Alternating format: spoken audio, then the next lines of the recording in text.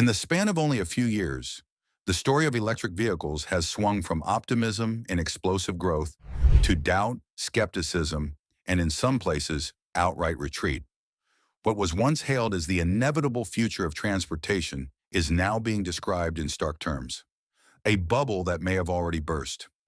To understand whether this is exaggeration or reality, we need to look closely at how the EV market has evolved from mid-2023 into 2025, and why so many headlines are now declaring the industry to be in crisis. When electric cars first began gaining traction, the numbers looked extraordinary. By early 2023, sales in many major markets were soaring, aided by generous government incentives, a flood of new models, and the public perception that EVs were both futuristic and environmentally responsible. Tesla, the industry's poster child, was riding high on strong demand, while established giants like Ford and General Motors committed billions to electrifying their lineups. Policymakers added to the momentum by announcing bans on new gasoline cars within the next decade in parts of Europe and North America. Yet beneath the surface, problems were already emerging. Owners began sharing stories about the less glamorous side of EV life: charging that was unreliable or inconvenient, battery performance that sagged in cold weather, infotainment systems prone to glitches, and costly repair bills that insurers dreaded. Consumer surveys revealed that a notable portion of first-time EV buyers were not interested in repeating the experience, citing frustration over reliability and charging networks that had not kept up with the promises. By late 2023, reports from watchdog groups highlighted significant defect rates in some models, painting a more complicated picture of ownership than the sleek advertisements suggested. By the start of 2024, the narrative was shifting quickly. EV sales that had been climbing steadily began to stall in the United States and parts of Europe. Inflation and higher interest rates made expensive electric cars even less affordable, and with many models priced far above traditional gasoline counterparts, shoppers increasingly turned to hybrids or stuck with tried-and-true combustion vehicles. Toyota, which had resisted putting all its chips on battery electrics, began to look prescient as its hybrid lineup gained traction, while competitors struggled to move their pure EVs. Even in Germany, a country where policy support had been strong, sales dipped when government subsidies were reduced, showing just how fragile demand could be without incentives propping it up. At the same time, the resale market exposed further cracks. Electric cars, once thought to hold their value thanks to surging demand, began depreciating at a pace that shocked owners.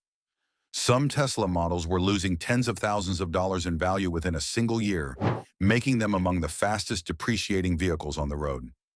Insurers, facing expensive battery replacement costs and limited repair options, started charging premiums that could run into the thousands annually, adding yet another financial burden.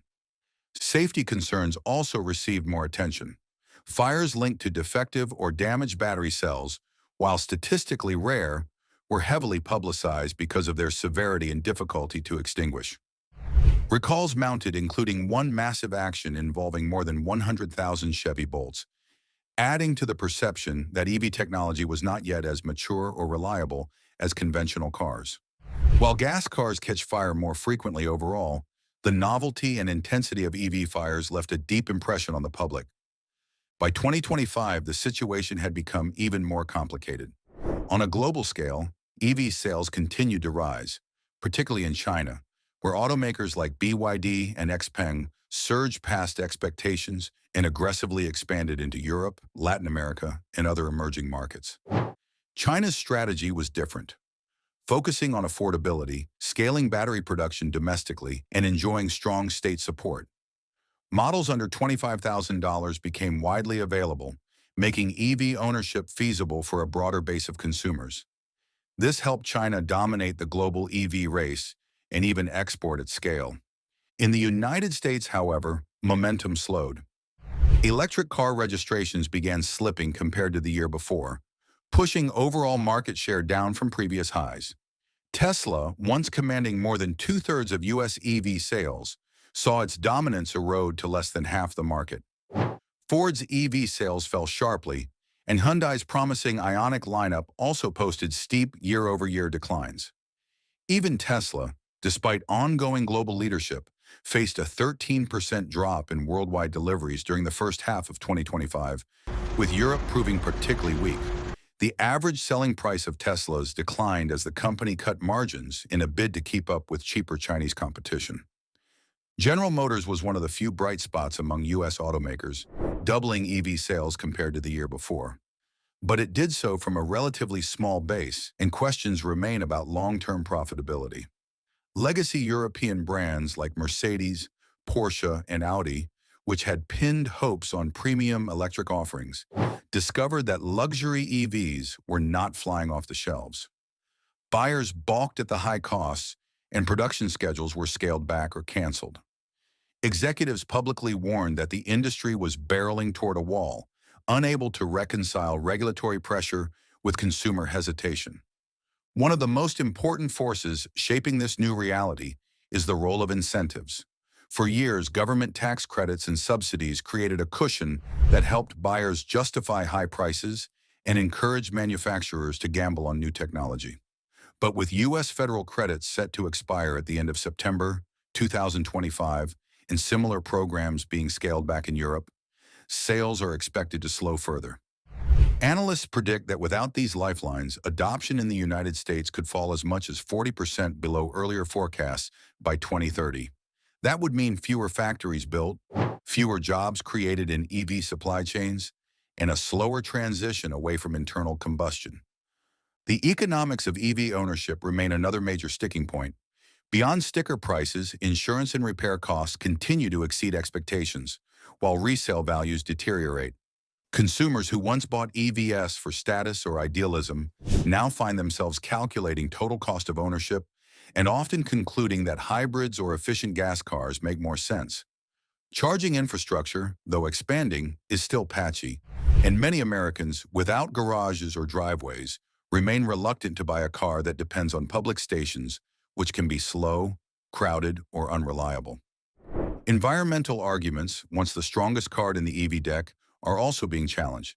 Critics point out that much of the electricity powering EVs still comes from fossil fuels, undermining their climate benefit in coal-heavy grids.